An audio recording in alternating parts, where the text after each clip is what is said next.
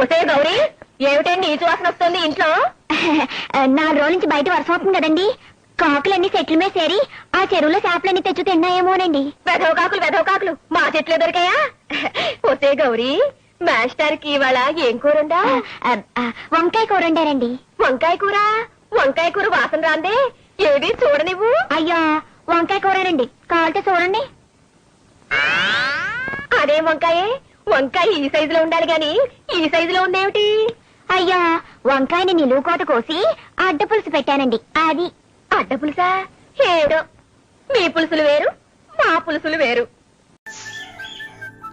స్వర్గవాస ఎవరు? హలో అమ్మా కోడలి పిల్ల, నేనమ్మా మీ మావయ్య గారిని స్వర్గం నుంచి మాట్లాడుతున్నాను.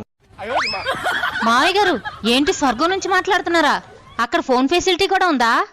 ఈ మధ్య జియోవాడు ఒక టవర్ వేశాడమ్మా. స్వర్గంలో అత్తయ్య గారిని కలిసారా మావయ్య గారు? అత్తకు మించిన అందగత్తెలు ఉన్నారమ్మా. ఇప్పుడు అత్త ఎందుకమ్మా? అంత అందగత్తులుంటే వాళ్ళతో డాన్స్ వేసుకోకుండా నాకెందుకు ఫోన్ చేశారు మావయ్య గారు? మన ఎదురింటి శంకర్రావు గారు లేడు? వాళ్ళు ఎదురింటి ఆవిడ తన సినిమాకి వెళ్ళాడని వాళ్ళ ఆవిడ కొట్టి చంపేసింది కదా మావయ్య గారు. ఈ విషయం మీకు కూడా తెలుసు కదా. వాడు నా దగ్గర ₹1,00,000 అప్పుగా తీసుకున్నాడమ్మా. డబ్బులైతే ఇచ్చేసాలే, కానీ వాడు రాసిచ్చిన ప్రామిసరీ నోటు నేనివ్వడం మర్చిపోయాను. అది కావాలని ఇక్కడ నన్ను తినేస్తున్నాడమ్మా. అమ్మా, పరుపు కింద ఉందేమో చూడమ్మా. ఉంది మావయ్య గారు. కొంపతీసి ఆ నోటు మీకు ఇవ్వడానికి నన్ను గాని మీ అబ్బాయిని గాని చచ్చిపోమంటారా ఏంటి? మన వెనకింటి దివాకరం కొన ఊపిరితో కొట్టుమిట్టాడుతున్నాడమ్మా. తులసి నీళ్ళు కూడా పోసేస్తున్నారులే. నువ్వేదో మా నాన్న కిషోర్ కుమార్ ఫ్యాన్. మరి నువ్వు?